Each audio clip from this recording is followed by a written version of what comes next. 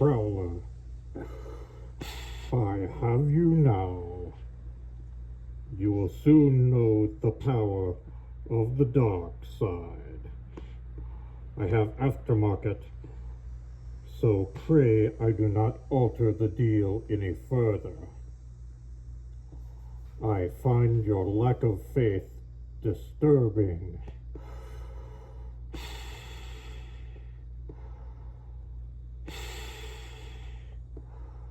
No, I am your builder.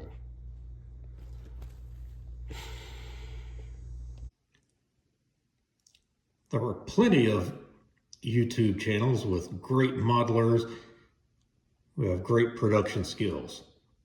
This is not one of them. Welcome to Cable's Creations. All right, back at Yankee Station for another week of messing with the styrene. So where we left off, I had spot primed the fuselage where a lot of pieces went. And so I'm going to be checking on the seams and probably rescribing some panel lines this week and hopefully start adding wings on. Okay, so a lot of the areas seem to be looking pretty good as far as the seams. And over here on some of the seams need to build up a little bit, so that's why I've got that red putty in there. So I'll let that kind of harden overnight, and then I'll sand that up tomorrow, do some more spot priming, and hopefully can start looking at adding the wings. So I did some more spot priming along the fuselage. A couple areas where it looks a little different there. I also rescribed some panel lines. Maybe a little bit more up there. Then on the bottom, still have some abnormal areas. After filling and sanding and priming, since that's the bottom and not really going to be seen, not sure how much I'll work with that. It might be starting to get to a point of diminishing returns. Although definitely want to work on that seam line a little bit. As for the Prowler, I think I got the lines up here, seam lines up here on the top sorted out. I think I got the bottom done, but I'll have to re-spot prime. As far as this bottom, I think I've reached the FIP and just diminishing returns. And up top, just by feeling it, pretty sure the only place that there's any kind of a little gap to worry about is actually going to be covered by part that goes into those two holes there. Okay, maybe just a little bit of a seam line, a little bit of sanding mark right there. Got a little something right there, but for most of it, that's looking good.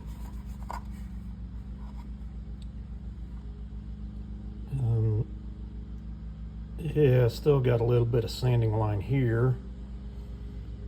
And some of the stuff right through there that I've kind of decided, yeah, that's bottom. Nobody's really going to be looking at it. So getting really close on this one to being able to do some color codes. And I'm kind of thinking what I'll do, kind of a little game plan. Also need to check my references to see just how far any of the gloss black that goes over the kind of this raised area on the front and the tail that goes on the aft that are gloss black. I might just paint that before I paint those and mask it off before I do all of the gray work. All right, well, I got the wings put on, but they're just sitting there for the moment. They're not glued in. They were kind of used to help mask off the intakes. So, and I've also still got just a little bit of a seam line there, just in that very front part, but hopefully that'll just get covered up with the pieces that go into those various little slots. And you know, this is going to be a shelf thing. It's not going to a competition. So I think it's going to be ready for some first step. Get all the gloss black on. Maybe not the nose, depending on the way the paint needs to go. But next step will be get the gloss black on and then mask that off while I do all the other parts. Okay, not visually, not too much done on the Prowler, but definitely making some progress. I think I've really got all the body work done, and so I can get into painting at least the black parts, and after that I can start getting into some more assembly, to be followed by priming, probably some more gap filling, and then after that I can start getting the grays on. So, and also with grays, I'm going to try a new modeling technique that'll involve acrylic inks and Tamiya X20A thinner. So till next time, showing you mine to hopefully make you feel better about yours.